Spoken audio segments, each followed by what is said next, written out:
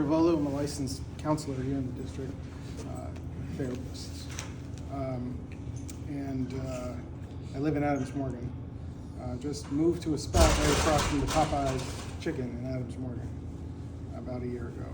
And when Amar called me about his experience and told me about this event happening, I really wanted to support it. My partner one night called me frantic at about 11:45. I was dropping off a friend over in Northeast, and she was just terrified because I had just gotten into my car about 5 minutes before from where there was a triple homicide outside our bedroom window. By the time I got home, they had sheets on the street, ambulances everywhere. Anybody who's been close to a situation like that, you know the feeling it puts in your gut.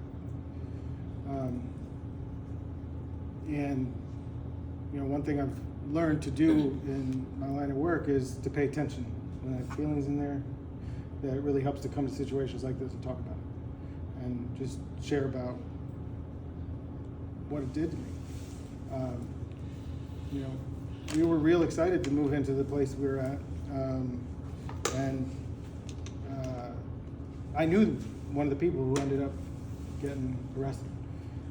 He was a guy who was out on the street, always friendly. He had him and his brothers had a vegan hot dog business.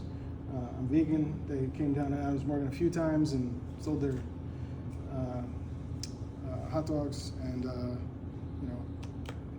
he was one of the people that the police eventually arrested. I'm real blessed and fortunate. I'm an immigrant from India. We lived in Northern Virginia for a while, and I graduated from high school at Thomas Jefferson over in Alexandria.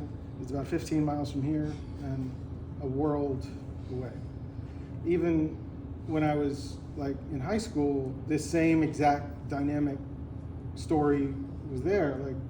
I remember there being little pieces people would write to put in the school paper about how, 15 miles from where our school was what was going on over here in Anacostia. And that school has been pretty much continuously one of the top 5 ranked high schools in the country. A totally different world, and I just want to share that there are people, so many of us are blessed in different ways, and we don't have the encouragement to pay attention and open our eyes to where those blessings can actually be of service to others. I know many, many people that I graduated that high school with that went on to make a lot of money and went on to be very, prestigious people.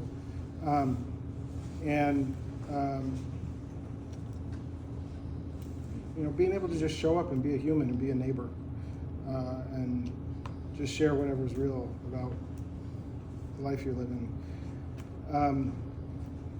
So I came down in particular because Amar told me about the subject of the event. My partner is a filmmaker, Kristen Adair, and we're producing a film about Adams Morgan right now.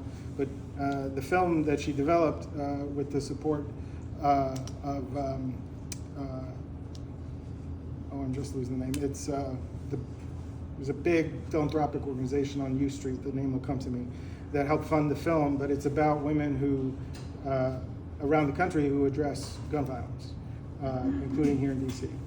And Cure the Streets, I believe, is one of the organizations that's mentioned, featured. And it's called Repowered. If you can't stay to the end to watch it, it's on Quelly TV. If any of y'all know, it's a streaming service like Netflix, except it's Quelly, Kweli. You can get a free trial and watch it on there, Repowered.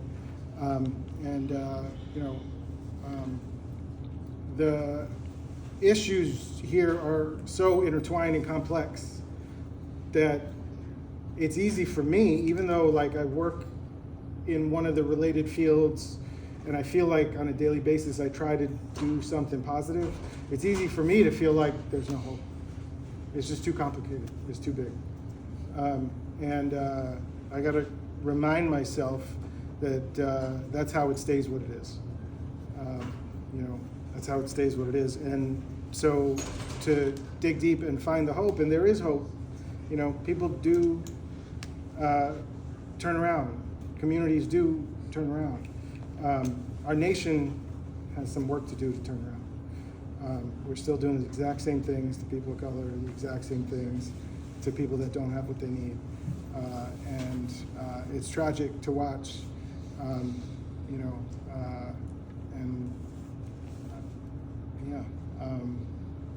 I wish I had more to say about it. I mean, everything that everybody's raised is what it is, I'm really so sorry for your loss.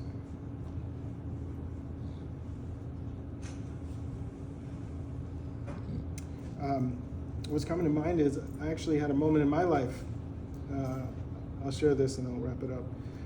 I had a moment in my life where I thought about taking someone out. I had been engaged to a woman and just broke up badly and went crazy, and I just started thinking about maybe I want to take this person out. This is about 15 some years ago. And I also, like Amar, I'm a person in long-term recovery, and we learned to do this, to come to circles of people and just tell you truth. And I was terrified to say it, but I went to a meeting and I told on myself. I said, I actually am afraid I might do it. And this woman that I'd never seen before and haven't seen since walked up to me after the meeting. And she gave me a look. And she said, don't do it. And, normally meetings like that, people will tell you keep coming back, like the program works, but they won't tell you like straight up, don't do it. And so I had to look at her and say, well, what makes you say that? And she said, last year, my daughter's ex-fiance did it. And the look in her eyes when she shared her pain just relieved all the crazy.